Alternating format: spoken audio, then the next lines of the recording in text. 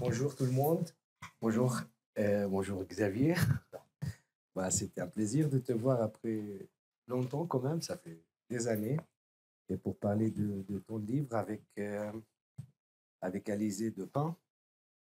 Bonjour, qui était ici présente. Bonjour. Alors, Olivier, pour ceux et celles qui ne savent pas, est chercheur associé. Xavier, pardon. Mon deuxième prénom, Olivier. Xavier, il est chercheur associé à Noria. Moi, je l'ai rencontré la première fois, c'était en Palestine.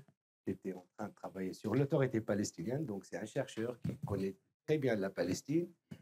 Et peut-être on reviendra aussi sur ton terrain tout à l'heure, qui était quand même un terrain riche, que je trouve que c'est dommage que tu n'as pas encore pu publier quelque chose, mais on en parle. Et donc, la question qui se pose aujourd'hui, c'est ce livre de comprendre la Palestine, une enquête graphique. Donc, quand je regarde quatrième de couverture, une enquête graphique pour comprendre l'échec de la paix en Palestine.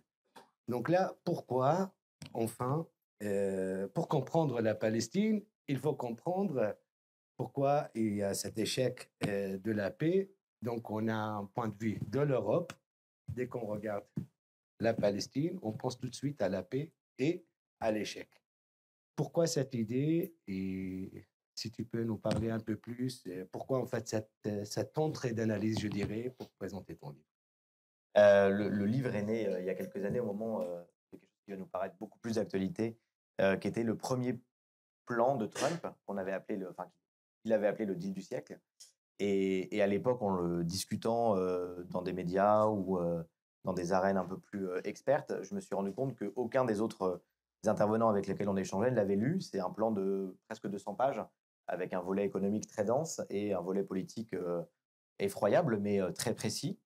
Et donc, l'idée est venue dans la rencontre avec Alizé Depin, qui est dessinatrice, illustratrice et qui a travaillé avec des scientifiques de plusieurs disciplines, pas simplement de sciences sociales, de le mettre en image pour le rendre accessible. Et donc, ça nous a occupé pendant une période qui est révolue, qui était celle du confinement. Et à l'issue du confinement, on avait ce plan de Trump résumé en une dizaine de pages qu'on voulait chercher à publier. Et de fil en aiguille, on a eu une rencontre, on pourra y revenir après, avec un éditeur qui nous a proposé d'élargir le propos et de revenir et de prendre au sérieux cette expression du deal du siècle.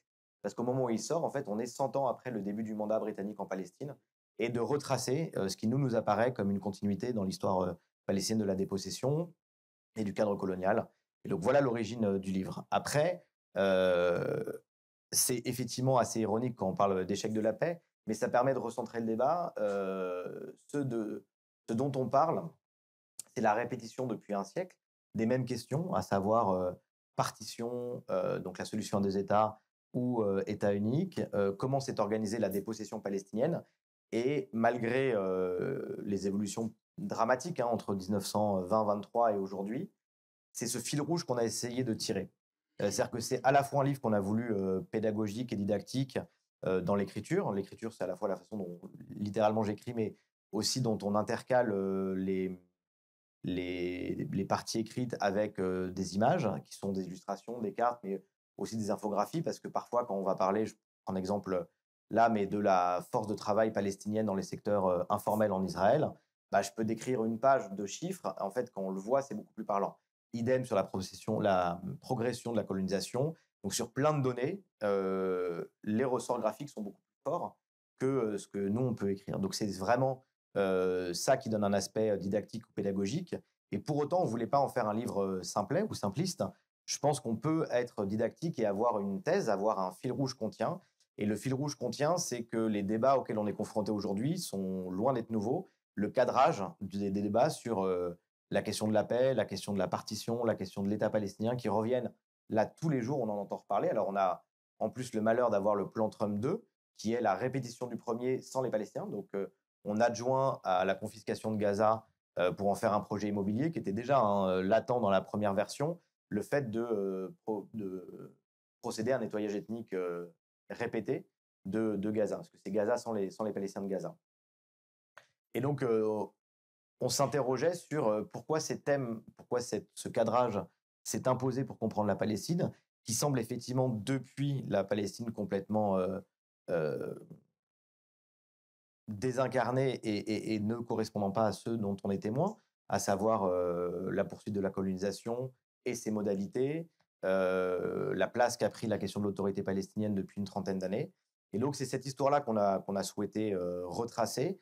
Là où il fait écho, alors le livre aurait peiné à expliquer au quotidien ce qui s'est passé depuis le 7 octobre, parce que c'est moins un livre sur la guerre. Hein. Ça, il y a d'autres gens qui peuvent l'écrire, et puis beaucoup qui se sont autorisés à écrire à peu près n'importe quoi. Mais c'est surtout un livre qui vient parler de l'après, sur pourquoi quand on remet sur l'établi la question de ce qu'on appelle la solution politique, finalement, on se rend compte en ouvrant des archives qu'on est exactement dans les mêmes termes qu'il y a 100 ans et avec les mêmes risques. C'est-à-dire que c'est une solution qui se pense sans, voire contre les Palestiniens, et qui prend pas en compte ce qui est en train de se jouer, qui prend pas non plus en compte, mais je ne vais pas anticiper sur toutes tes questions, que quand on parle de partition, en réalité, elle n'a jamais eu lieu et qu'on c'est une dépossession organisée. Voilà, ça c'était la thèse du livre. Le pari, c'est que on peut faire un livre qui soit accessible à des gens qui n'ont pas lu une bibliothèque entière avant sur la Palestine, et qui peuvent se saisir de ça, qui ont une appétence pour cette question-là, qui ont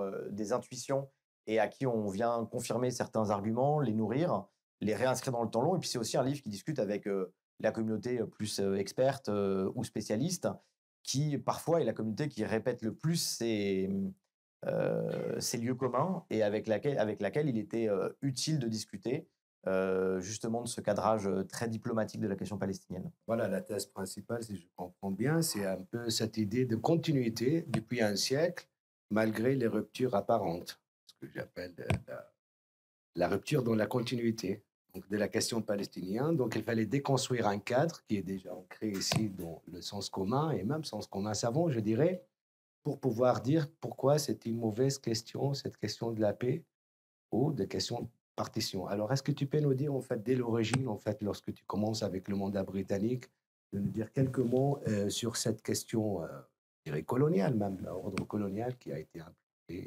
établi en Palestine. La particularité de la période mandataire, c'est que c'est un double projet colonial. Il y a un projet colonial classique qui est l'imposition du mandat britannique. Alors même s'il va revêtir les aspects de la légalité internationale, parce qu'il va être endossé et confirmé par la Société des Nations, qui est l'ancêtre de l'ONU, ça reste une domination exogène et qui a pour but très affiché à l'époque de servir les intérêts de la couronne britannique dans la permanence de ses accès à des routes commerciales fluviales et terrestres, et d'asseoir un pouvoir au Levant au moment où il y a une décomposition de l'Empire ottoman et un essor indépendantiste de ces provinces arabes mises au pluriel dans ce qui est devenu la pluralité de ces États.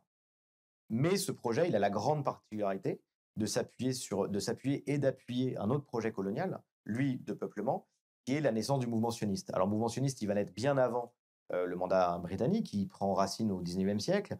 Et d'ailleurs, alors c'est un sujet qu'on aborde rapidement, mais d'autres l'ont fait avant nous et mieux que nous. Il est d'abord chrétien, avant d'être endossé par les communautés juives européennes. Il se déroule dans une Europe où la transformation des empires en États-nations va favoriser l'exclusion de minorités, dont la minorité juive, qui va traverser à peu près toutes les étapes de l'horreur jusqu'à l'Holocauste.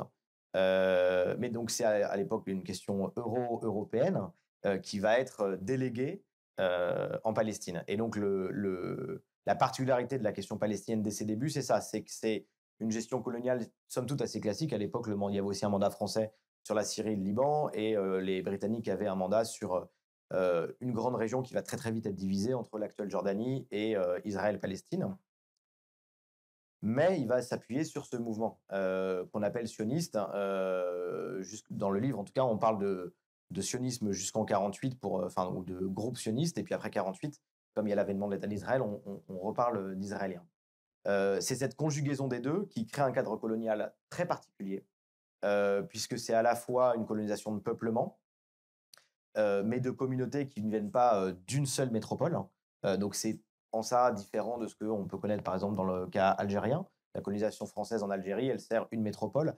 Là, ce n'est pas directement le cas. Les Britanniques font au début le pari que l'imbrication de ces deux tendances vont pouvoir servir les intérêts directs de la couronne, qui ne va pas être exactement ce qui va se passer, mais en tout cas, il y a une vision très utilitariste de l'implantation des premiers mouvements sionistes en Palestine. Et puis très vite, il y a une non-gestion du mandat, ou plus exactement, l'imposition d'un cadre par la violence. Par la violence parce que le mandat britannique fait très tôt le constat que cette double promesse contradictoire qui est censément d'accompagner les populations sous son mandat vers l'autodétermination et en même temps d'avoir appuyé et continué à appuyer tout au long de son mandat l'arrivée de migrants sionistes, c'est promettre la même chose à deux parties. Et donc, il va y avoir aucun investissement dans les structures, dans des structures qui auraient pu être des structures proto-étatiques ou de penser ce que sera l'État une fois que le mandat sera retiré. Ça va organiser une violence permanente, une violence d'abord des autorités mandataires vis-à-vis des communautés principalement palestiniennes, mais un petit peu aussi sionistes. Et puis surtout une violence entre ces deux parties, avec un effet qui est de distinction entre les deux. Donc très concrètement et par la loi ou par le décret du mandat, les communautés juives et les communautés palestiniennes ne vont pas avoir les mêmes droits à l'intérieur de la Palestine mandataire, que ce soit sur la constitution de réseaux d'écoles, de tout le droit commercial, mais aussi le droit de porter des armes. Et cette distinction, qu'aujourd'hui on appellerait apartheid en fait, hein, de distinguer deux personnes en fonction de leur appartenance ethnique ou religieuse supposée, va être au fondement de la gestion mandataire. Et en ça, ça pose un cadre colonial qui perdure jusqu'à aujourd'hui. Alors, comme tu dis, il s'est reformulé à plusieurs occasions. Les grandes étapes, si on veut le dire très vite, c'est la création de l'État d'Israël en 1948 et l'occupation totale des territoires en 1967. Mais cette histoire-là, que nous, on appelle une histoire de la dépossession palestinienne, elle prend corps à l'époque du mandat et elle n'est jamais contredite jusqu'à aujourd'hui. D'accord. Donc, c'est une sorte voilà, de mettre en ordre un ordre colonial, je dirais.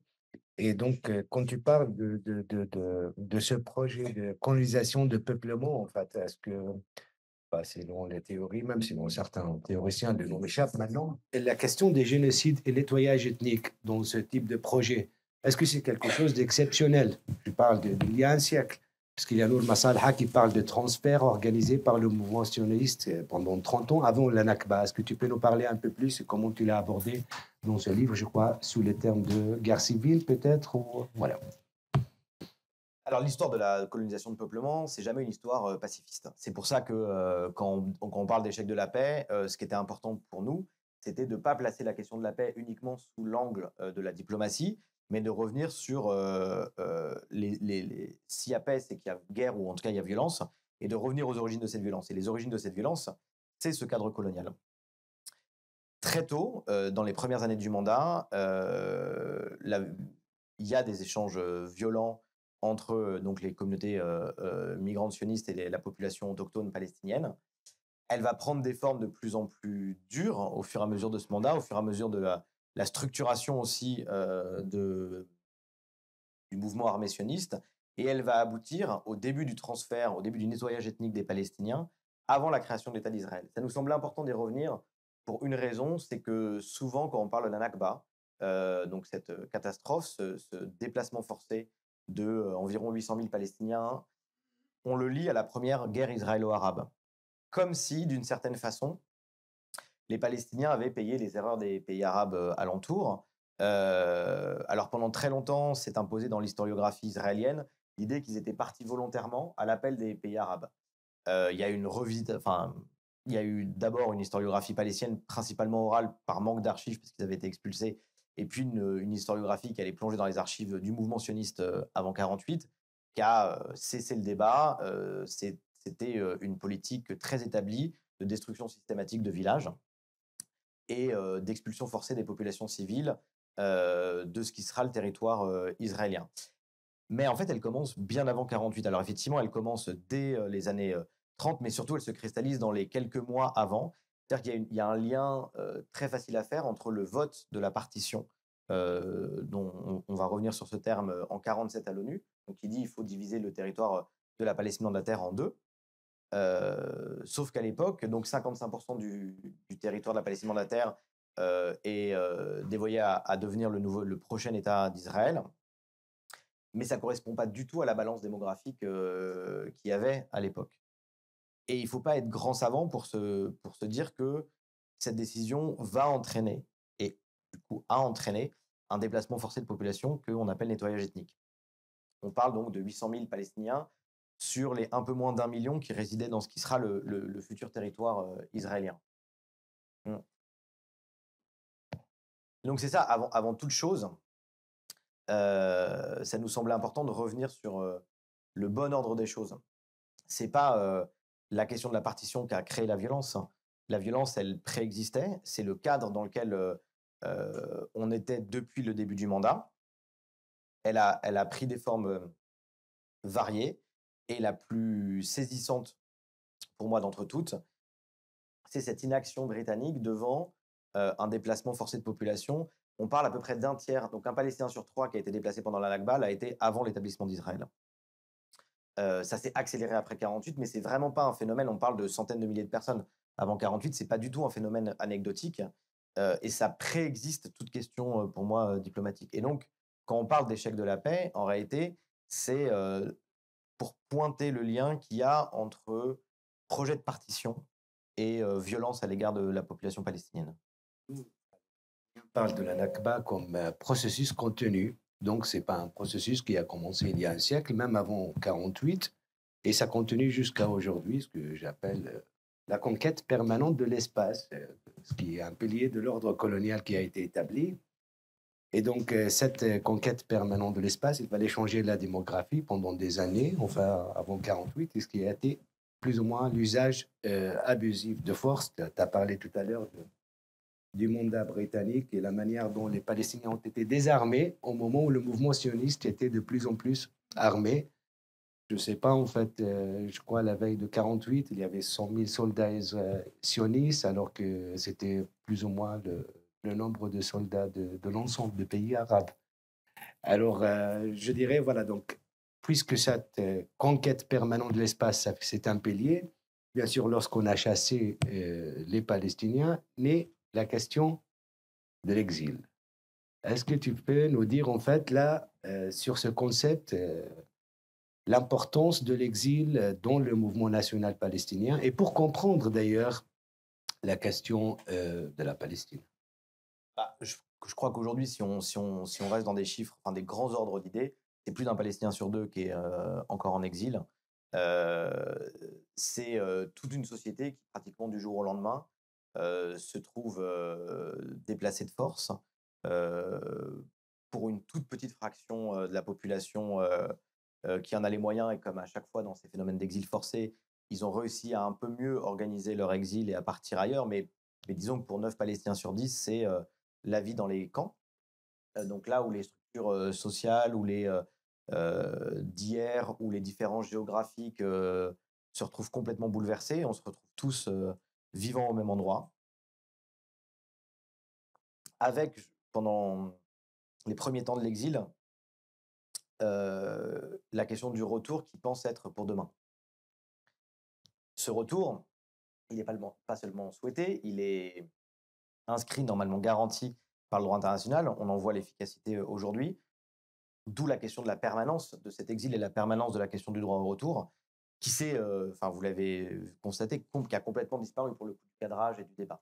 Ça nous semblait important d'y revenir aussi pour ça, parce que je pense que notre rôle en tant que chercheur, expert, intellectuel, peu importe, c'est pas forcément d'aller d'épouser le sens du débat tel qu'il est, mais de prendre un pas de recul. Et une des choses qui m'effare aujourd'hui, c'est à quel point cette question du droit au retour a été complètement balayée devant d'autres priorités. Or, on parle quand même du sort de la moitié de la population palestinienne. La question de l'exil, elle devient centrale parce que c'est en son sein que vont renaître des mouvements nationaux, des partis politiques, mais aussi plein de formes d'organisation qui vont mettre une dizaine d'années à se cristalliser, ce qui est à l'échelle d'une expérience de l'exil en réalité assez courte. C'est à la fois l'organisation de la vie dans ces espaces extrêmement précaires que sont les camps, et qui continuent à exister. Alors évidemment, en 75 ans, les camps au Liban, en Jordanie, en Syrie ont muté, sont plus les champs de tentes qu'on pouvait avoir dans début des années 50, ça reste des espaces d'exception. Et au sein de ces espaces, cette société palestinienne va réinventer ses moyens d'organisation et penser la question de la lutte pour la libération. Encore, c'est aussi un thème sur lequel on revient. Aujourd'hui, on parle beaucoup de souveraineté et à raison, c'est une vraie question. Mais pendant très longtemps, le mot d'ordre, c'était celui de la libération. On a été dépossédés du territoire, on a été chassés de chez nous. Et donc, la réponse à ça, c'est de libérer le territoire conquis et d'y revenir. Et on a l'impression, quand on emploie ces mots-là, de parler d'une époque qui nous paraît extrêmement lointaine, où elles étaient les armes rhétoriques du mouvement national palestinien. Pourtant, c'est pas il y a si longtemps que c'était encore une question extrêmement présente. Et reparler de l'exil, c'est reparler de ces questions-là. C'est remettre le focus sur une partie de la population palestinienne qui a été complètement oubliée du récit, mais aussi c'est peut-être avoir un point d'attention ou de vigilance quand aujourd'hui on nous remet sur l'établi un projet de déportation massif. D'une part pour rappeler qu'il n'y a jamais eu de départ des Palestiniens qui s'est accompagné d'un retour, jamais, parce qu'il y a l'épisode de la Nakba et je suis tout à fait d'accord avec toi sur le fait de parler d'une Nakba continue, puisque il y a eu autre épisode qui est le déplacement de 300 000 Palestiniens en 67 au moment de l'occupation totale des territoires, mais entre ces grandes dates, il y a des déplacements de population beaucoup moins visibles qui se passent, c'est extrêmement pernicieux, mais ça va être par de la révocation de permis pour les habitants de Jérusalem qui n'ont pas de citoyenneté, qui ont une carte de résident. Ça va être enfin, d'autres Palestiniens peuvent perdre les papiers qu'ils ont, c'est des demandes de réunification familiale qui sont interdites, c'est des exils de prisonniers. Il y a toute une technicité de la colonisation qui vise à la fois à déplacer à l'intérieur du territoire la population. Là, on le voit aujourd'hui, en 3 semaines, il y a plus de 40 000 personnes dans le nord de la Cisjordanie qui ont été déplacées, sans se faire œuvre de préscience. Je pense qu'on peut assez vite tomber d'accord que ces 40 000 déplacés ne vont pas retourner de là d'où ils viennent, parce que c'est le principe même que de constamment placer dans une précarité, de sortir les Palestiniens de lieux où va se cristalliser un mouvement de résistance. Là, en l'espèce, c'est les camps de réfugiés du Nord. Mais le déplacement, ça a été aussi celui des communautés bédouines du Naqab, à qui on a imposé une sédentarisation qui était totalement contraire à leurs pratiques. Et du coup, toute tentative jusqu'à aujourd'hui d'établissement hors des zones qui leur sont dédiées sont détruites. Et donc, c'est effectivement ce fil que l'on tire et que tu décris. C'est pour montrer que les pratiques qui se sont cristallisées dans les premières années du mandat, sous l'impulsion des Britanniques et puis des mouvements sionistes, perdurent jusqu'à aujourd'hui. Il n'y a pas de rupture. La naissance d'Israël ne marque pas une rupture dans l'organisation de cette dépossession. Elle prend d'autres formes, mais c'est vraiment le fil rouge pour nous. Voilà, c'est une longue réponse à ta question. En fait, de domination coloniale, donc cette conquête permanente, ce qui a produit un peu l'exil, qui a produit l'exil, mais aussi il y a un autre pilier qu'on peut aussi associer à cet ordre. C'est confiscation permanente du temps. Et donc, que ce soit l'attente dans les camps des réfugiés en exil, mais aussi il y a un autre, je dirais, dispositif qui a été mis en place, c'est la prison. Donc, la prison comme un lieu où on confisque le temps des Palestiniens, mais aussi dans un ordre colonial comme un lieu de confrontation. On a parlé, je crois, de deux, en fait, dans ce livre. Est-ce que tu peux nous dire un peu plus? J'aime beaucoup la façon dont toi tu le résumes, qui est la confiscation de l'espace et du temps. On ne le dit pas comme ça, mais on le montre à plein de moments. Le temps, effectivement, il est confisqué quand on est en exil, où il est complètement suspendu. Je vais revenir sur la prison, mais aussi de façon très matérielle. Le temps, il est confisqué. Là, aujourd'hui, on a une fermeture quasi totale de la Cisjordanie. On a plus de 900 checkpoints. On a des temps d'attente qui sont délirants quand on franchit la frontière. On a essayé de cartographier ce que c'est que de franchir la frontière avec la Jordanie, ce qu'on appelle au niveau du pont. Pour des Palestiniens qui vont et viennent, Palestiniens de Cisjordanie, c'est leur seul point d'accès au reste du monde. Et la capacité à dicter la temporalité, c'est effectivement une caractéristique du pouvoir colonial. Au centre de cette caractéristique, il y a la question de la prison. Alors, de façon très intuitive pour nous, mais les Israéliens se sont appuyés sur un régime juridique établi pendant le mandat d'exception, de loi d'exception, dont on entend parler régulièrement aujourd'hui, qui est la détention administrative. Cette détention, c'est la capacité d'enfermer quelqu'un sur des périodes de 6 mois renouvelables à l'infini, sans procès. Ça a été une invention britannique.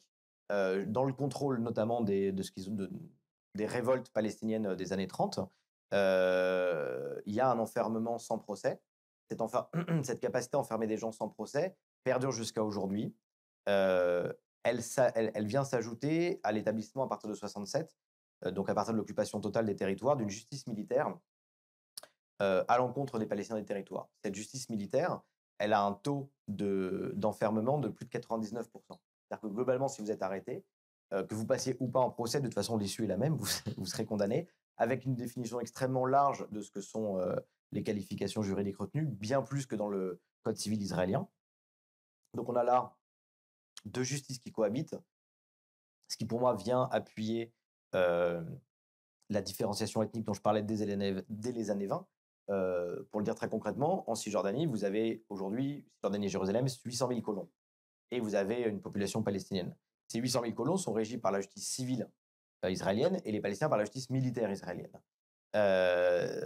C'est bien un exemple assez chimiquement pur de ce que c'est que l'organisation de la différenciation ethnique. Et donc la prison, ça concerne, pour donner des chiffres, 1 million de personnes depuis 67. Et c'est environ 4 hommes sur 10 d'une classe d'âge qui vont connaître l'expérience carcérale. Il y a aussi des femmes et des enfants qui font cette expérience-là, mais peut-être pour le saisir de façon la plus crue, c'est 4 hommes sur 10. Ça veut dire que c'est une expérience que toute famille traverse, tout groupe d'amis traverse, et ce, dès l'âge du collège. La prison, en tant que Palestinien, fait partie de l'expérience quotidienne, c'est-à-dire la privation des gens qu'on aime, la peur de l'enfermement, la menace de l'enfermement, parce que, étant donné que la prison est aussi commune comme expérience, il est très facile, et on a plein d'exemples, pour les soldats israéliens de menacer quelqu'un de prison pour obtenir quelque chose en échange. Parce qu'on sait que ce système existe. Et donc les prisons, on en parle dans le livre, il y a toute une histoire aussi du mouvement national palestinien qui se joue en prison. C'est-à-dire dans ces lieux du temps suspendu que sont l'exil et la prison, il va y avoir vraiment on va forger ce que va être le mouvement national palestinien. La première lutte des prisonniers palestiniens, c'est d'être sortis des prisons de droit commun pour pas être confondus avec des criminels, en considérant qu'il y a un emprisonnement politique. Et puis à l'intérieur des prisons, il va y avoir une organisation interpalestinienne, à la fois comme lieu, je dirais, d'éducation populaire presque, de lieu d'éducation politique, on façonne l'engagement politique, mais on façonne aussi un dialogue entre factions qui n'existe presque plus à l'extérieur. Donc la prison est vraiment un autre espace palestinien, lui aussi régi par Israël, mais qui n'est pas la réalité totalement des territoires. Et là, on le voit, et si on fait les allers-retours un peu avec la situation contemporaine, vous avez dû voir les chiffres d'échange du week-end sur les... alors, je vais pas l'avoir en tête, mais on parle de plusieurs centaines de Palestiniens qui ont été libérés. Il n'y en avait que 30 qui avaient été visés par un procès. Les autres, je crois que c'est 600 et quelques, avaient été kidnappés après le 7 octobre, sans autre forme de procès. Bon, en tout cas, juridiquement, la qualification peut tenir entre prisonniers, otages, prisonniers de guerre. Je suis bien en peine de là où je suis assis de faire la distinction quand des gens sont enlevés, et là, pour le coup, vraiment dans le but d'être échangés a posteriori. Et c'est important de le rappeler parce que cette question des modes d'incarcération palestinienne, elle régit complètement la vie des territoires. D'ailleurs, il y a eu plus de 10 000 prisonniers qui ont été faits depuis 1 an, précisément dans cette perspective d'échange. Il y en a qui sont déportés à l'issue de leur libération, mais ça, c'est pas nouveau. Pareil, c'était une pratique mandataire, ça a été refait dans les années 90, où il y a eu des déportations vers le sud Liban, qui était à l'époque occupé par Israël. Et donc, il y a une centralité de cette question de la prison pour ces deux raisons. C'est que c'est à la fois un mode complètement banalisé de la gestion de la population civile, et aussi un des lieux où se façonne, où se refait un tissu social, une éducation politique.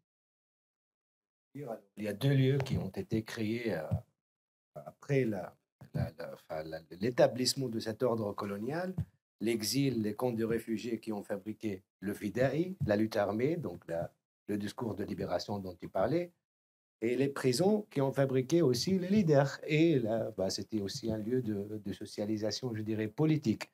Après, voilà, depuis 2002-2003, ils essayent de morceler même les prisons à l'intérieur, de séparer les gens sur des critères géographiques. Mais aussi, tu as dit un peu sur la question de l'attente, je dirais, dans un endroit, en fait, où on essaye je dirais, de maintenir, en fait, une certaine attente avec incertitude.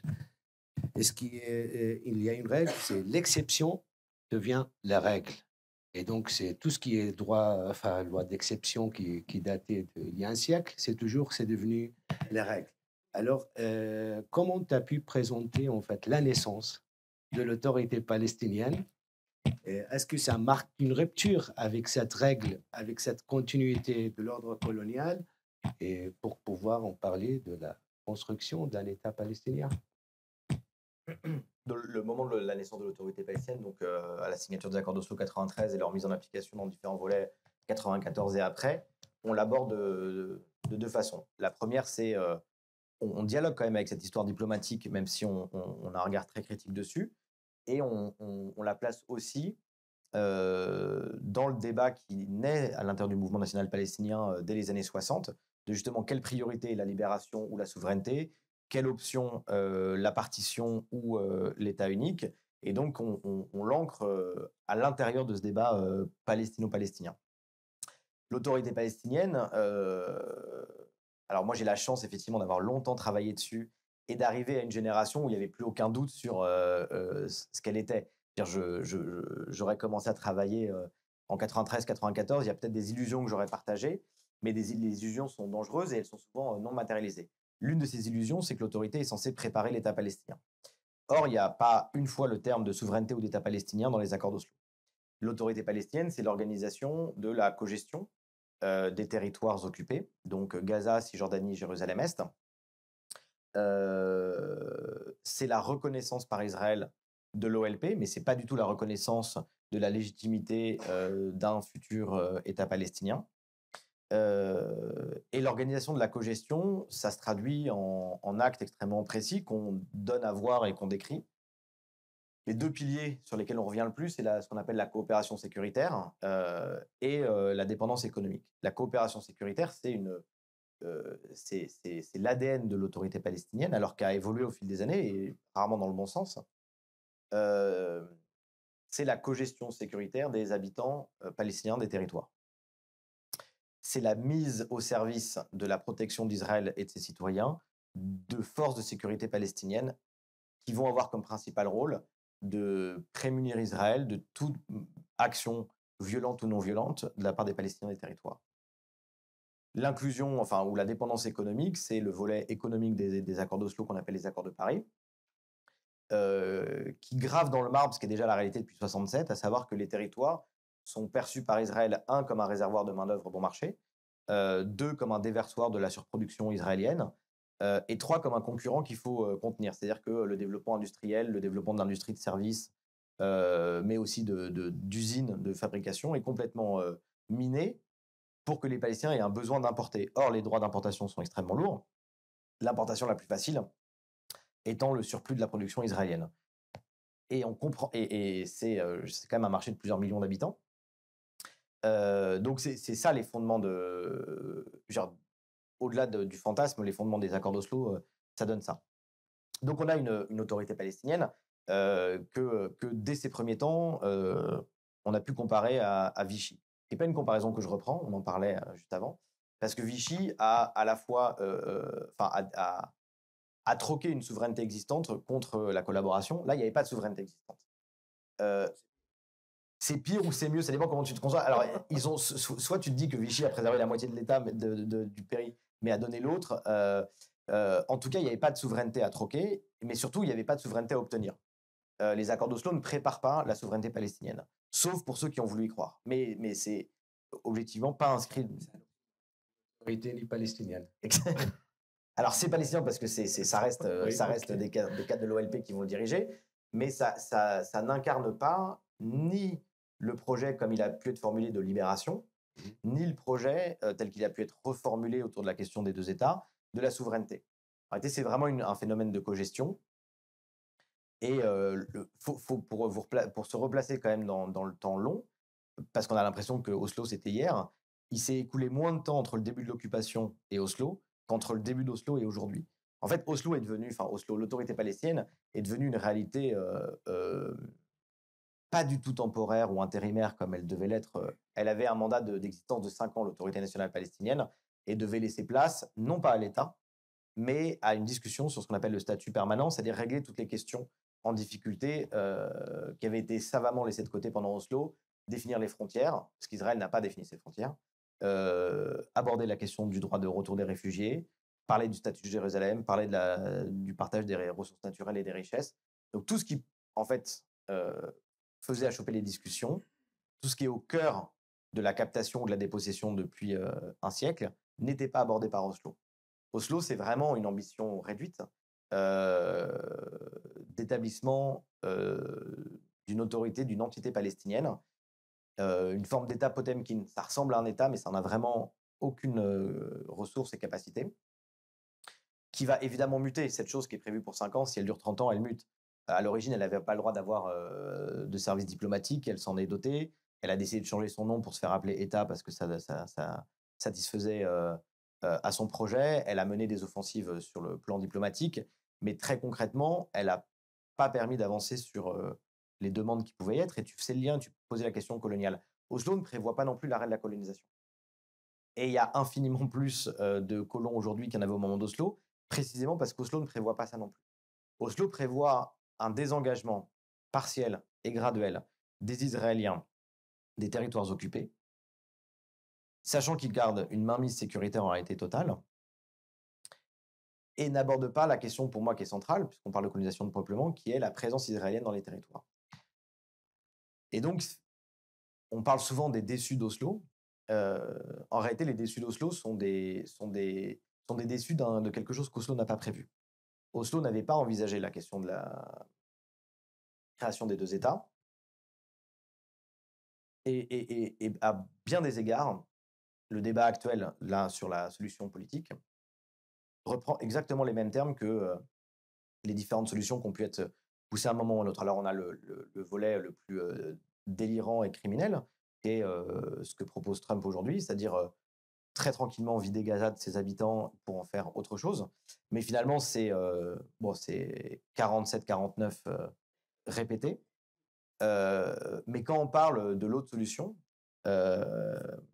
l'engagement qui essaie d'être pris, c'est pas la matérialité d'un État palestinien. Et on peut revenir sur ce que ça voudrait dire même, mais c'est l'engagement sur un processus de discussion pour aller vers ça. Et en fait, ce processus de paix, c'est comme ça qu'il a été appelé dans les années 90, a mis sous le tapis tout ce qui était une entrave à l'exercice d'une souveraineté ou d'une autodétermination palestinienne.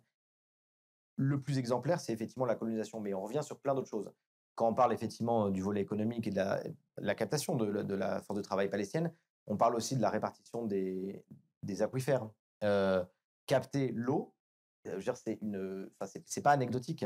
Et quand vous mettez en superposition la carte des colonies et la carte des ressources d'eau, il y a une correspondance assez parfaite.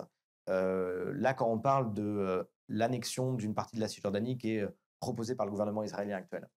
Bon, ça n'a rien de nouveau, on n'a pas attendu l'extrême droite israélienne. Jérusalem-Est a été annexée, ça a été inscrit dès 67 et ça a été inscrit dans la loi fondamentale qui sert de constitution israélienne en 81. Donc l'annexion n'est pas une nouveauté pour les Palestiniens. C'est un État qui change le statut légal de ses habitants, mais c'est une autre forme de dépossession, mais ce n'est pas la seule. Là, aujourd'hui, il est question d'annexer en premier lieu la vallée du Jourdain. Mais dans les faits, la vallée du Jourdain a déjà été vidée d'une très grande partie de sa population palestinienne. C'est, si on prend la carte du plan Trump 1, c'était exactement ça. La vallée du Jourdain, elle a 2 avantages. Il y a une excuse sécuritaire pour les Israéliens qui dit on a besoin de contrôler les frontières. C'est une excuse qui, même d'un point de vue purement sécuritaire, ne tient pas. Sa domination elle est aérienne, elle n'a jamais été dans le contrôle terrestre de ses frontières. Mais le deuxième, c'est que c'est une vallée extrêmement riche en ressources naturelles, en eau, en terres agricoles.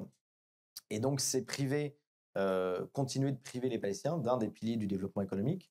Donc, on a parlé de l'industrie, voilà, la dimension industrielle ou l'économie de service. Là, c'est tout simplement le secteur agraire. Voilà où les échos qu'on peut faire avec aujourd'hui.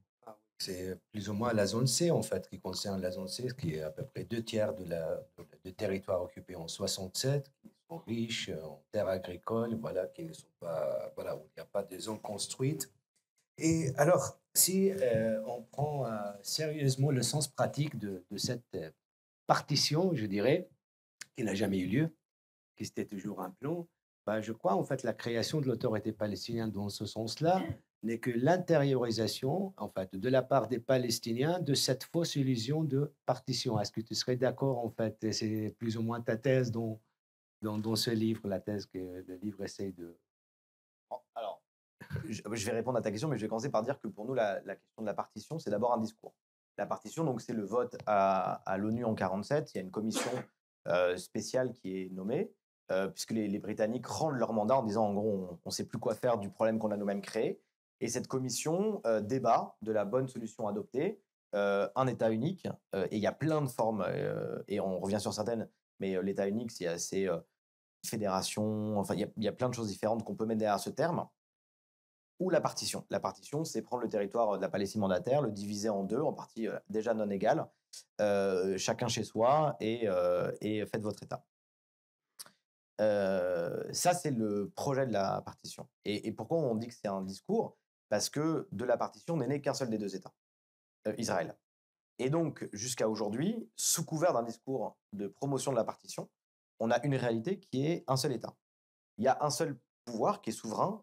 Alors, je vais reprendre une expression qui souvent fait polémique, de la mer au Jourdain. Il y a un seul État qui est souverain, qui est en mesure de dicter tout un tas de règles pour l'ensemble de ses habitants, et sous un régime discriminatoire en plus, c'est Israël. L'autorité palestinienne, elle ne vient pas contredire ce projet, elle vient s'y subordonner. Là, je me place volontairement un tout petit peu en dehors de est-ce que j'adhère ou est-ce que j'adhère pas à la question de la partition. Je pense qu'il est utile même pour celles et ceux qui ont un moment caressé l'idée que c'était la meilleure des solutions, de se rendre compte que c'est un discours qui en réalité a permis la poursuite de la dépossession et la poursuite de la réalité coloniale. Et que 75 ans de pratique de cet État unique sous couvert de deux États à organiser l'impossibilité de la partition. Là, encore une fois, je me place vraiment d'un point de vue pratique et pas idéologique. Bien en peine de considérer comment, aujourd'hui, on peut imaginer la matérialité d'un second État. Et c'est ce on essaie de donner un peu de corps dans ce livre à ce que c'est que l'occupation. Parce que l'occupation, c'est pas juste une présence militaire et des checkpoints qu'on peut démonter.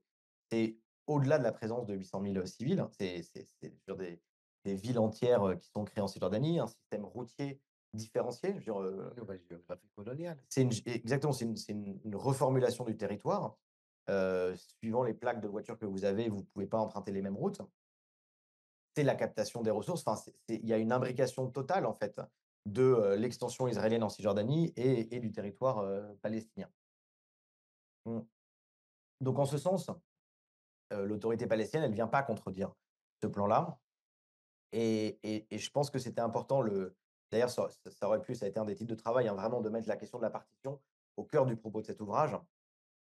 C'est d'intervenir avec un recul historique et avec cette thèse, hein, de la dépossession, dans ce débat sur qu'est-ce que c'est que deux États, un État, euh, de se rendre compte de ce que ça a provoqué, cette question de la partition. Bon, depuis le premier jour, encore une fois, hein, je le redis, mais la différence phénoménale entre la balance démographique et la division du territoire telle qu'elle a été proposée a engendré, et j'y vois vraiment un lien de cause à effet. Je veux pas le nettoyage ethnique. C'est pas arrivé par hasard au même moment. Ce qui s'est cristallisé à l'issue de la guerre de 48-49, c'est qu'on est passé de Israël, qui a 55% du territoire mandataire, à 78%. Et les 22% autres, elle les contrôle. Et ne pas vouloir prendre ça en compte, c'est-à-dire ne pas vouloir se rendre compte que, de facto, depuis 48, on est dans la solution à un État. Sauf que, comme on ne veut pas la regarder en face, comme on ne veut pas se demander comment sont régis la vie des habitants à l'intérieur de ce territoire entièrement géré par Israël, parce que c'est là où on arrive sur, heu,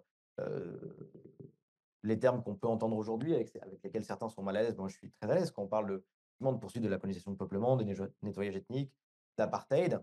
C'est pas des slogans, c'est la description d'une réalité, à la fois de la dépossession, de la mise en exil, en permanente, du maintien dans des lieux et des temporalités d'exception, ce que tu disais, de l'organisation de régimes légaux différenciés. C'est pas un conflit de voisinage. D'ailleurs, ce livre s'appelle pas «Comprendre le conflit», il s'appelle «Comprendre la Palestine» parce qu'il y a une réalité en Palestine. Pourquoi on parle pas de conflit? Parce qu'il y a un sens commun sur le conflit qui est que, finalement, une solution doit pouvoir exister à peu près au milieu, il y a une responsabilité Question partagée. des frontières à C'est une question de rendre. frontières, voire pire, c'est une question parce que les Juifs et les Arabes s'entendent pas. C'est une autre histoire qu'on raconte. Après, on peut discuter la thèse, mais c'est vraiment cette histoire de la dépossession et de la permanence coloniale. Hem et beh, j'ai perdu le fil de la question. Donc voilà, écoute, alors je dis, enfin, Oslo, alors ça peut se résumer, en fait, c'est au moment où on parle de la paix, la colonisation perdure, et au moment qu'on parle du développement, parce qu'on parle quand même du discours de développement après les accords d'Oslo, en fait, les Palestiniens sont non seulement dépendants à l'égard de l'État d'Israël, mais Mmh. aussi les payeurs de fonds. Donc, si on remplace plus ou moins ce qu'on appelle aujourd'hui la communauté internationale avec le mandat britannique de l'époque, c'est plus ou moins, en fait, c'est la paix forcée, c'est une sorte de normaliser l'ordre colonial, en fait, cette solution de partition ou de deux États. Ou... Est-ce que tu trouves que c'est une sorte de normaliser l'ordre colonial qui a été établi par la force? Bah, oui, déjà, à premier lieu, on mentionne pas la fin de la question coloniale dans les accords d'Oslo. Donc, de facto, on la normalise. De facto, on la banalise. Bon et je vais pas empiéter sur, ton travail, que j'invite tout le monde à connaître sur la question, sur ce volet du financement international, mais si on veut le dire très vite, l'impression qu'on a avec un peu de recul, c'est que l'autorité palestinienne a été gavée de financement extérieur. Alors déjà, c'est faux, c'est pas gavé, mais surtout cet argent, comme on est pris dans une dépendance au marché israélien, revient à Israël. Arrêtez, je j'ai plus le chiffre en tête que tu dois avoir, mais la proportion de l'aide étrangère qui passe par les caisses de l'autorité palestinienne, mais qui in fine arrive, dans les caisses des entreprises israéliennes est délirante. Et d'ailleurs, quand on compare l'évolution des PIB, israéliens et palestiniens depuis 93, on voit très bien que ce transfert de l'argent, venu de l'extérieur, vient pas nourrir les fondements d'une économie palestinienne viable, mais vient, appuyer cette mise en dépendance. La permanence que tu décris, elle saute aux yeux, si pareil, on accepte que la question de la paix, ça soit effectivement un discours, c'est très contre-intuitif en réalité de parler de processus de paix. La paix, c'est un état, auquel on n'est pas arrivé. Cette question du on peut parler de processus de négociation, on peut parler de plein de choses, mais imaginez qu'on graduellement, on arrive à la paix sans affronter parce que vraiment, il faut se remettre ça en question, tous les fondements de la violence, on a sciemment décidé de ne pas les aborder dans ce processus de paix. Pour une simple et bonne raison, c'est qu'il fallait affronter, ce qui était réellement en train de se jouer. Il y a un discours de la paix qui s'est transformé en discours de pacification forcée. Quand on parle de la coopération sécuritaire, c'est ça, c'est qu'on va polisser, au sens, vraiment polir le discours, mais aussi maintenir à l'aide de la matraque, les modes de contestation d'une population à l'égard d'une occupation, ce qui, reste un droit légitime. Heu, on va l'encadrer et puis l'autorité va y trouver elle-même son compte parce que, il y a les quelques prébendes dont on peut imaginer, disposer, dans ce processus, en réalité, elles sont captées par par la classe dirigeante de l'autorité qui voit, son maintien, son maintien plus exactement est confondu avec le projet politique. Donc oui, il y a une forme de continuité. Alors évidemment, ni le projet de Trump aujourd'hui, ni la question de l'aide internationale pendant les 30 dernières années, c'est l'exacte copie du mandat britannique. C'est pas la répétition de la même chose. Par contre, c'est la poursuite, cette histoire de la dépossession et de l'impunité, à l'égard de la poursuite de la colonisation. Et c'est absolument, frappant, je pense, aujourd'hui, de parler de cette impunité. C'est que ne pas vouloir caractériser ce joug, c'est trouver des solutions enfin, c'est essayer de trouver des remèdes à quelque chose dont on a posé un mauvais diagnostic. Nous, notre boulot est pas tant de trouver, les remèdes, que de discuter le diagnostic, que de discuter le cadrage qui est posé. Et c'est pour ça que, ce que tu disais sur la quatrième, comprendre l'échec de la paix, bon, évidemment qu'on quelque part, pas qu'on piège le lecteur, c'est qu'on on lui dit pas tout de suite par où on va prendre ça, mais oui, il y a un échec de la paix, il est patent. Mais les raisons sont pas forcément celles qui sont invoquées aujourd'hui. C'est-à-dire que aujourd'hui, on va nous dire: «L'échec de la paix, c'est parce qu'il y a des extrémistes religieux des 2 côtés». Bon, c'est factuellement faux. Ils n'existaient pas ces mouvements-là, ni le suprémacisme religieux juif, ni les courants islamistes palestiniens n'existaient, dans les années 60-70 et pourtant la paix n'a pas eu lieu à ce moment-là et ils sont, je veux dire, ils font partie de cette histoire-là, et puis, avant ça, il y avait d'autres excuses.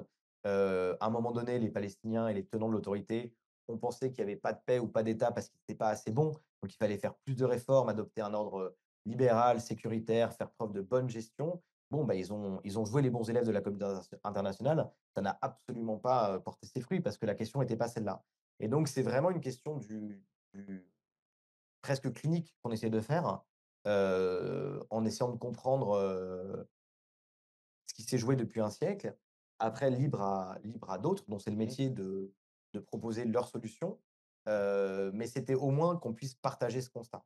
Heu, Parce qu'il y a, on en parlait juste avant, la question de savoir à qui s'adresse ce livre. Bon, évidemment, on espère qu'il a un public, plus large que la communauté experte parce que, c'est parfois une question, la question palestinienne qui paraît être effrayante et les gens nous demandent par où commencer, par quel bout.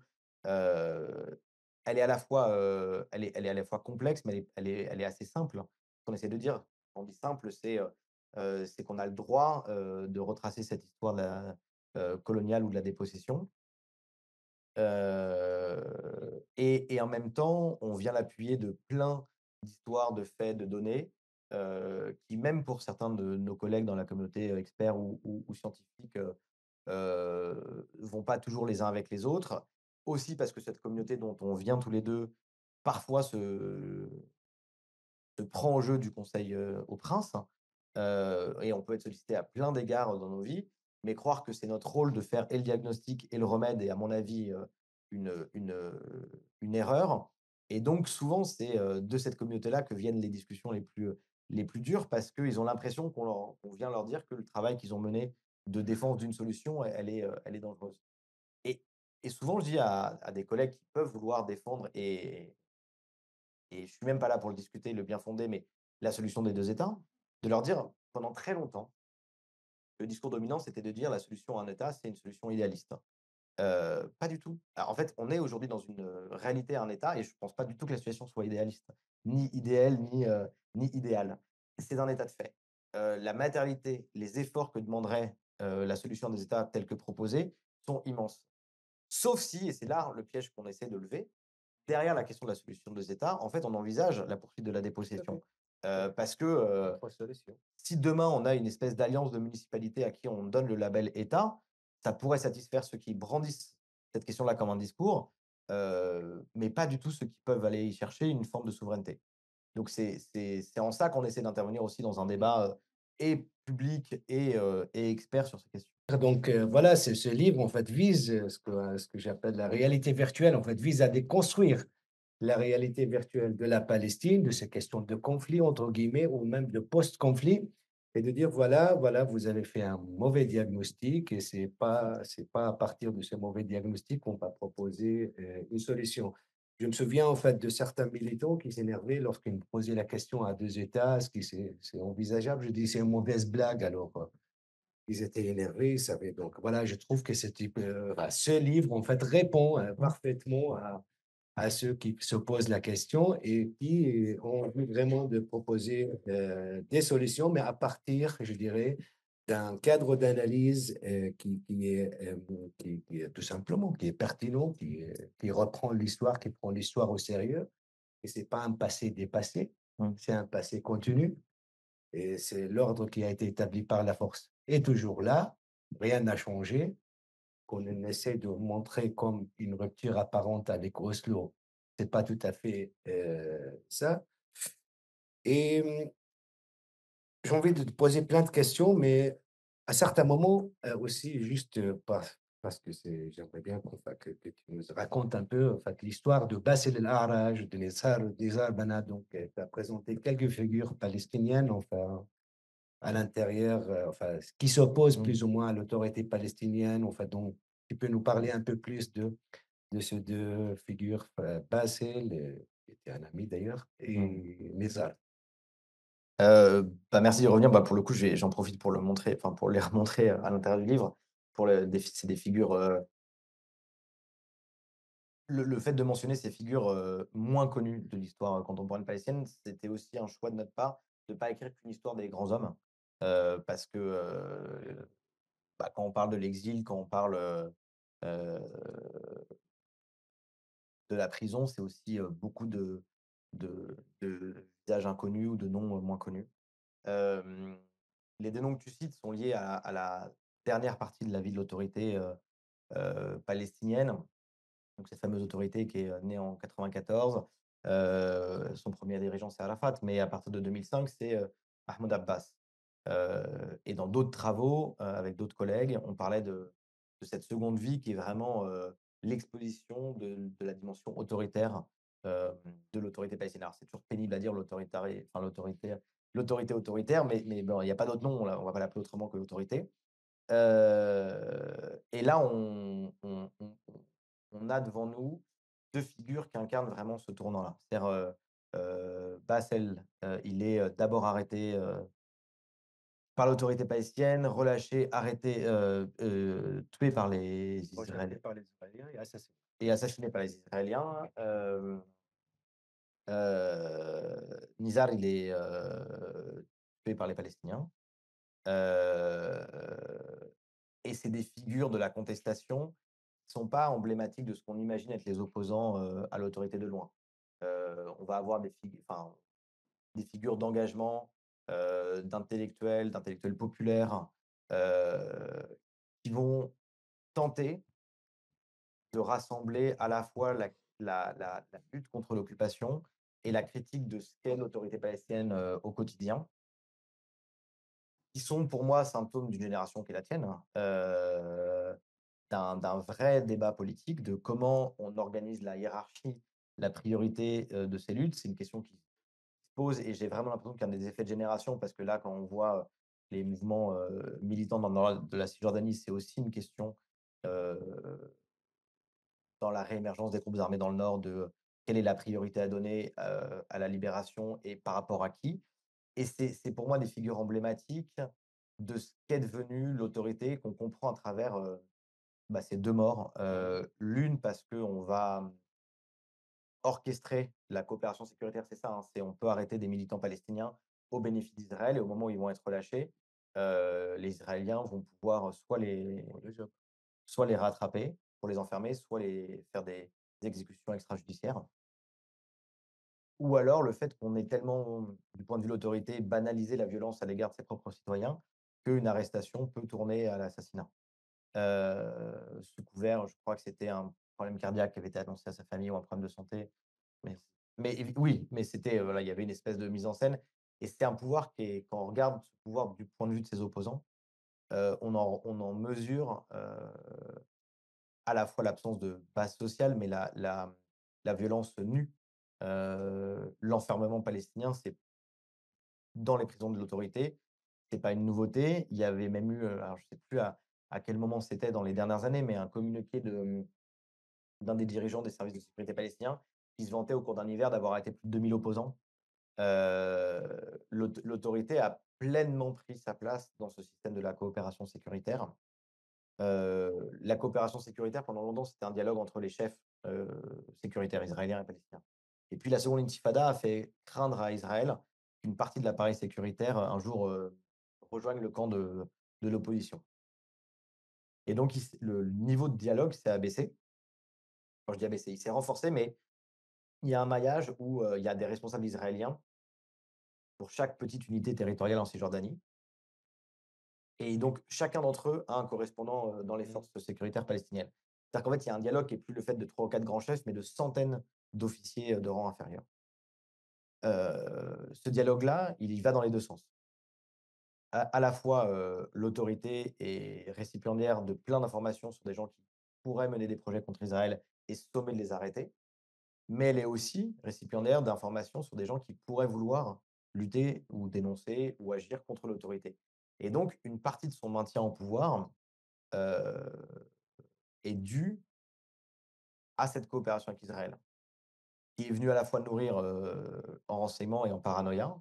Et plus l'autorité est allée vers un enfermement, quand on parle d'enfermement autoritaire, l'autorité aujourd'hui, il y a plus de pouvoir judiciaire indépendant, il y a plus de pouvoir législatif, donc c'est le pouvoir exécutif dont le mandat présidentiel a a expiré en 2009 qui régit, par décret. Genre c'est pas du tout une appréciation, c'est très concret, hein, l'autoritarisme.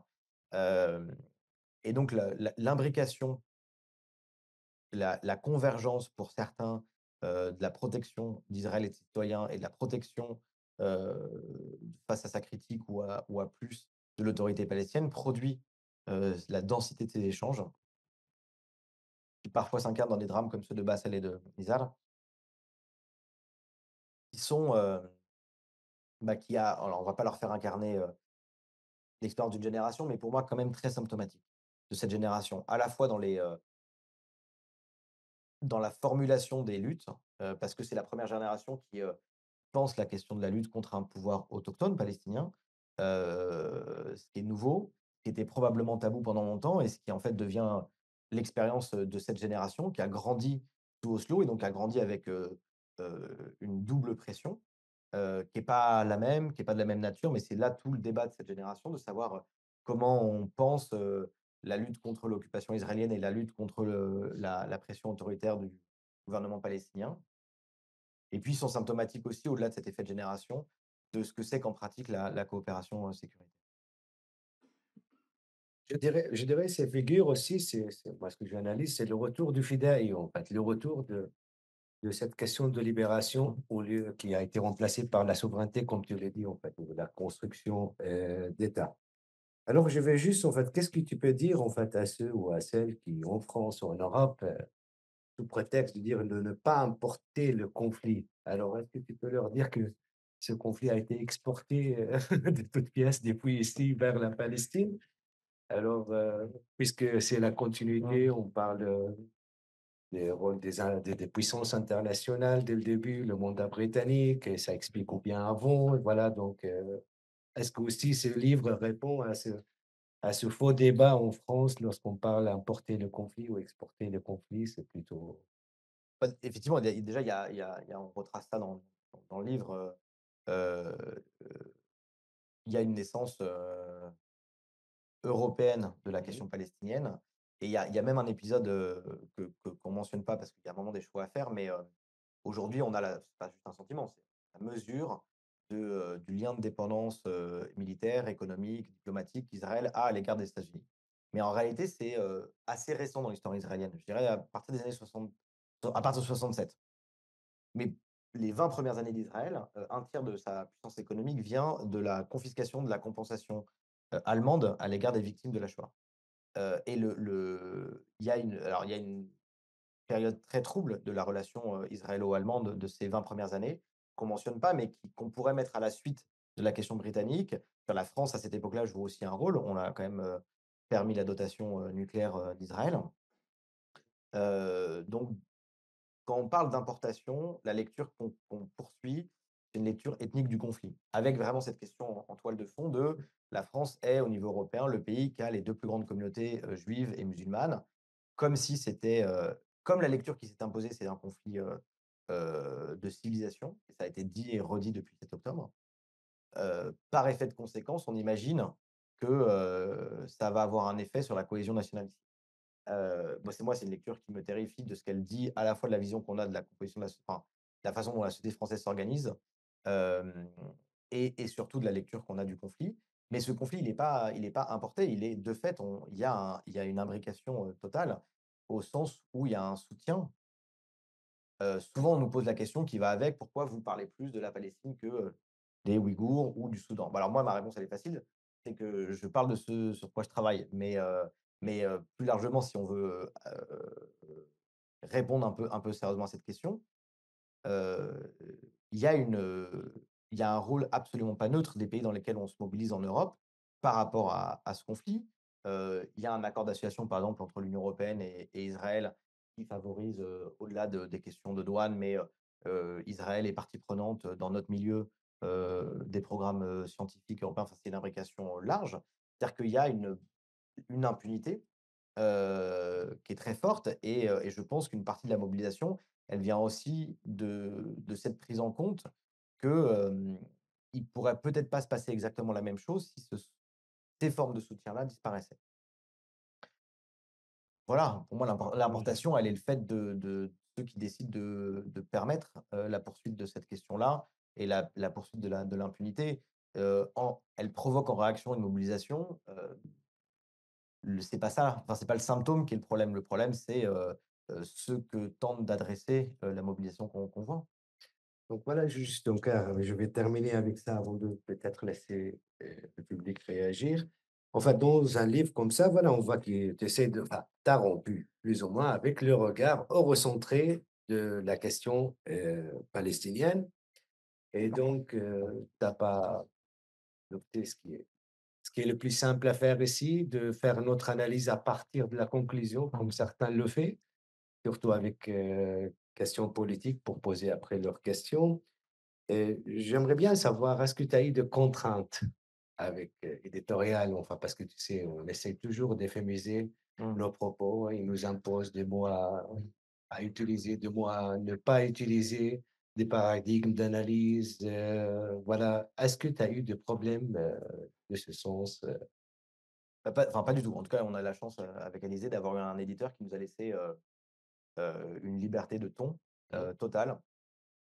Il y a pas eu ni de cadrage sur, l'angle qu'on choisissait, ni de cadrage sur, la production graphique ou textuelle. Il y a eu une seule expression et c'est venu ni de l'éditeur, ni de nous qui a été, retiré.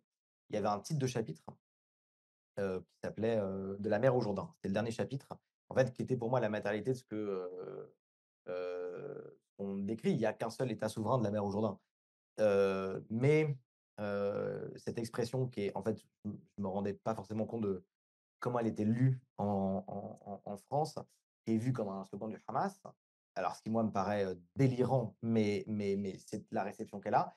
On l'explicitait pas. C'est-à-dire qu'on n'avait pas pris le pari de faire un encadré et donc il y a eu un débat et j'ai accepté de trouver un titre de remplacement avec lequel je suis assez d'accord, mais je pense que on a moins pêché à cet endroit-là par, contrainte éditoriale que parfois pas se rendre compte comment des termes étaient, volontairement, heu, extrêmement mal labellisés, dans le débat. Heu Voilà, c'est la dans plusieurs années de travail, en 250 pages de texte et de cartes et d'illustrations, c'est la seule contrainte qu'on ait eue, donc elle est pas énorme et en vrai, c'est moins une contrainte que je te dis, le livre était déjà, maquetté et c'était hyper compliqué de rajouter en gros enfin Donc, voilà, c'est pas une il y avait des véritable délais. Donc contrainte. franchement, c'est pas une contrainte. On a eu beaucoup de chance et je pense qu'on a eu de la chance parce qu'en fait, c'est un éditeur, généraliste. Et que moi, tous les, débats qu'on a pu avoir viennent de la communauté, experte. Heu, Jusqu'à présent, on touche du bois. La réception, y compris par des médias qui ne sont pas les médias les plus ouverts sur ces questions-là, passe bien. Avec les dires, c'est bien passé. C'est vraiment les gens qui ont l'impression d'être contredits, qui sont les plus, pinaillants. Hem, Un effet de champ. c'est C'est un voilà, effet de champ. Enfin, le problème des experts, entre guillemets, c'est que ça devient gardien un peu d'un de temple. l'état Mmh. d'ignorance sur une question sur laquelle on travaille. Alors, j'espère quand même la réception sera mieux qu'on livre. Enfin, j'espère que ces experts en profitent aussi sur le public. Alors, je laisse ici. Merci beaucoup Sber pour, Merci à toi. Je laisse. Si, vous dites un État, tant d'autres quand même, c'est ça, hein, pour une État, mais pensez-vous que ce soit vraiment réalisable dans un État qui s'est déclaré juif pour les Juifs, relativement récemment, et il ne semble pas pouvoir y avoir d'égalité entre les 2 populations. alors le livre, c'est pas un manifeste pour la solution en état. C'est, d'ailleurs, je me garde de dire, la solution que je pourrais préconiser, si tant est que j'en ai une en tête.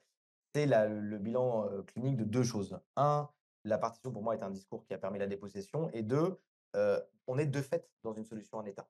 C'est-à-dire que cette solution en état, elle est, inégalitaire, hein. Est-ce que c'est à moi, à nous de proposer, une autre solution?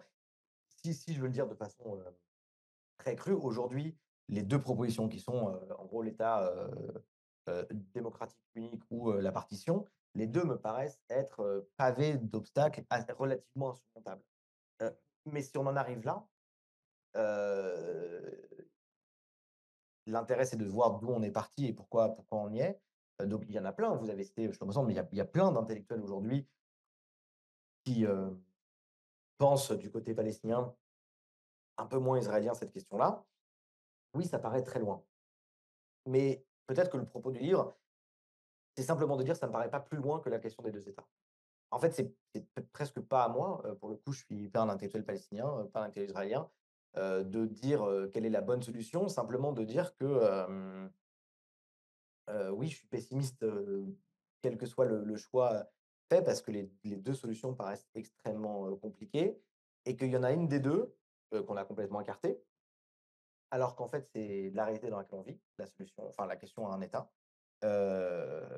Et l'autre, qui est devenu un mantra diplomatique, et on n'interroge pas, ses conditions de réalisation. Donc oui et pardon, pour revenir à votre question et on en reparle, il y a eu, dans la litanie des décisions, juridiques qui ont aggravé cette situation, il y a la loi sur l'État-nation du peuple juif de 2018, qui, organise extrêmement mal la tension entre vouloir un État démocratique et vouloir un État, ethniquement pur, parce que c'est quand même ça la question, tout en sachant que même à l'intérieur de la loi israélienne, la définition de juif est très floue, parce qu'il n'y a pas de consensus entre les autorités religieuses et civiles. Mais oui, c'est venu aggraver cette question où on semble faire primer la question, ethnique sur la question, démocratique. Je vous remercie pour cette conférence. Moi, je voudrais revenir sur le titre, Comprendre la Palestine. Je voudrais rester surtout sur le côté international. Est-ce que comprendre la Palestine, c'est pas surtout comprendre le pouvoir de nuisance du sionisme international, notamment à tous les groupes d'influence judéo-sionistes en Occident? Donc, je pense à l'EPAC, le CRIF, le WJC, l'ADL, je peux continuer, and so on, and so on. Et surtout, est-ce que c'est le problème de fond en Occident, c'est pas la soumission de nos supposées élites à ce pouvoir sioniste et pro-israélien? Merci. Alors, je ne sais pas exactement ce que c'est que le sionisme international, ce que je suis pas certain quand on lit la question de la convergence ou du soutien de nos élites politiques, au gouvernement israélien, que c'est le fruit de la capacité d'influence, du gouvernement israélien, qui serait infiniment plus fort qu'il en paraît. J'y vois plutôt, heu, une adhésion à une lecture commune du monde. Là, tout à l'heure, on parlait de lecture de conflits de civilisation. Il y a 20 ans, on disait guerre contre le terrorisme, mais que, en fait, le gouvernement, israélien, heu, réussit à convaincre ses soutiens et c'est pas toujours occidentaux. On peut voir le dialogue qu'il y a avec le gouvernement indien aujourd'hui, du bien fondé de la lecture qu'il propose. Heu et je suis extrêmement frappé de voir que, si on reparle là, de la question de la guerre de civilisation, qui est dans le débat national un discours qui est, cantonné à l'extrême droite dure, européenne. Mais quand il est question d'Israël et de Palestine, il y a une adhésion beaucoup plus large du spectre politique européen à cette question-là. Et je pense que la force, de la convergence ou du soutien, entre, le gouvernement israélien et ses alliés, tient en fait que c'est très peu coûteux de les convaincre du bien-fondé de leur action, parce qu'il y a des présupposés, des préjugés, communs.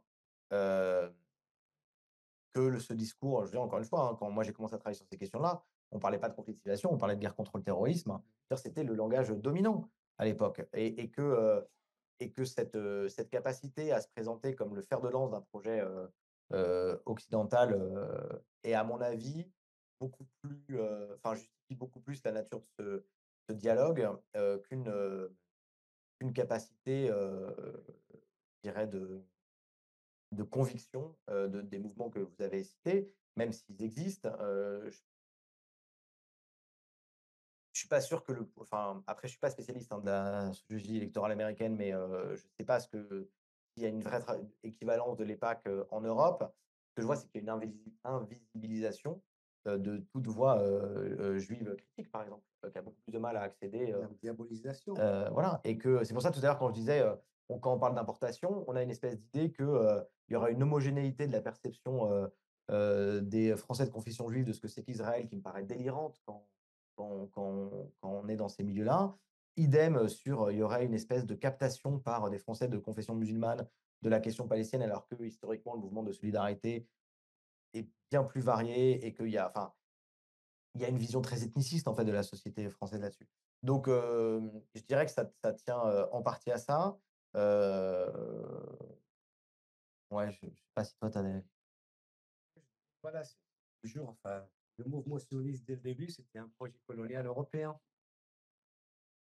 Et ça continue. Quand un seul le dit en face, s'inscrit de l'époque, le nationalisme européen. On a le droit de tout coloniser en dehors de l'Europe. Ça continue comme un projet colonial et on fait tout pour normaliser. Je ne suis pas expert aussi en soi, mais le problème aussi qu'il manque, enfin, qu'il manque et le courage et l'analyse pertinente comme propose ce livre, par exemple. Moi, je suis très content, je suis vraiment, on commence à avoir ce débat, ce livre en France, en espérant que ça fait un peu, je pense, comme un savon. Pas Oui, bonjour. Merci beaucoup et bravo à tous les deux pour cet ouvrage, parce que j'en ai entendu parler via Noria et c'est très chouette de le voir advenir aujourd'hui. Tu mentionnes une petite remarque, tu mentionnais le gouvernement indien et effectivement, il y a énormément de continuité, on en a déjà parlé plein de fois, mais avec ce qui se passe au Cachemire comme héritage des pratiques coloniales britanniques en Inde. Et justement, par rapport à moi, ce sur quoi je travaillais, comment tu peux expliquer en fait l'échec de l'autorité palestinienne? Alors, je pense que, est-ce que c'est parce que, pour cette question, ils ont été phagocytés aussi par des enjeux politiques de corruption, de clientélisme. Dans le cas indien, New Delhi a beaucoup aussi manipulé la scène politique locale pour en fait empêcher toute voix politique et coopter en fait les élites politiques. Donc c'était un peu juste ce point-là. Comment t'expliquer le fait que un projet, enfin une autorité qui devait durer 5 ans et en fait aujourd'hui perdure? Est-ce qu'il y a des questions de rente, etc. Voilà. Merci.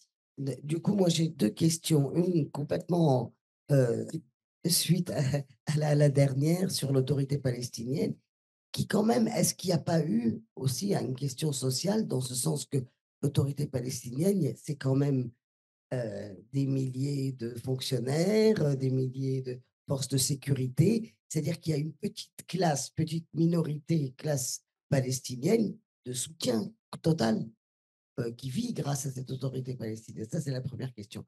La deuxième question concerne encore, bon, le débat en France, mais pas tout à fait.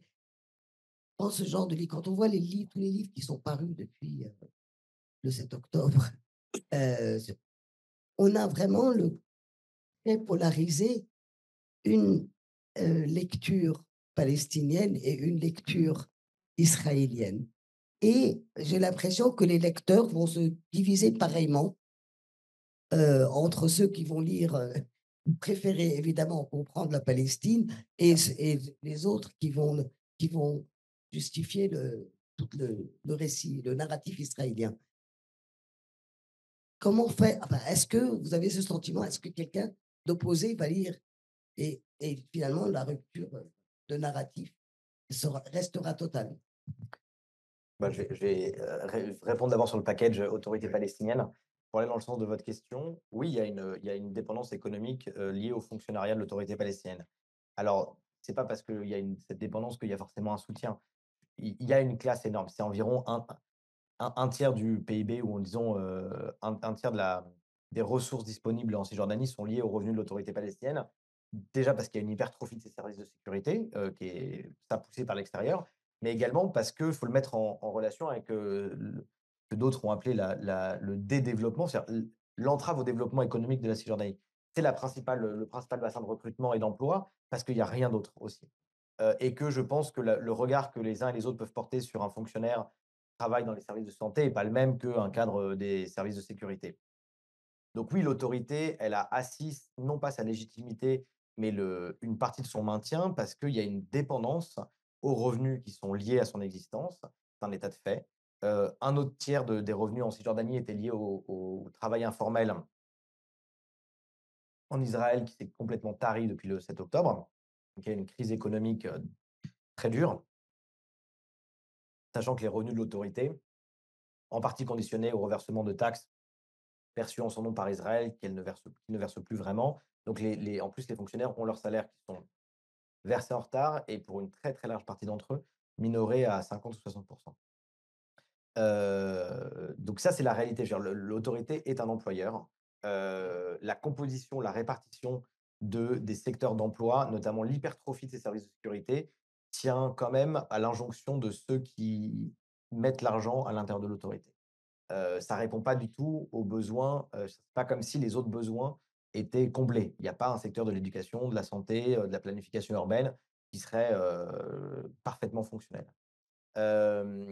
Et pour faire le point avec les questions sur, bon, il y aurait une uchronie à écrire qui serait: qu'est-ce qu'aurait été l'autorité si elle avait, cessé d'exister en 99 ou, ce qu'elle menace régulièrement de faire et qu'elle ne fait pas, ou si elle avait été, dirigée par d'autres personnes. J'ai tendance à penser que, elle cesserait d'exister, si, elle prenait une orientation politique radicalement différente de celle qu'elle prend.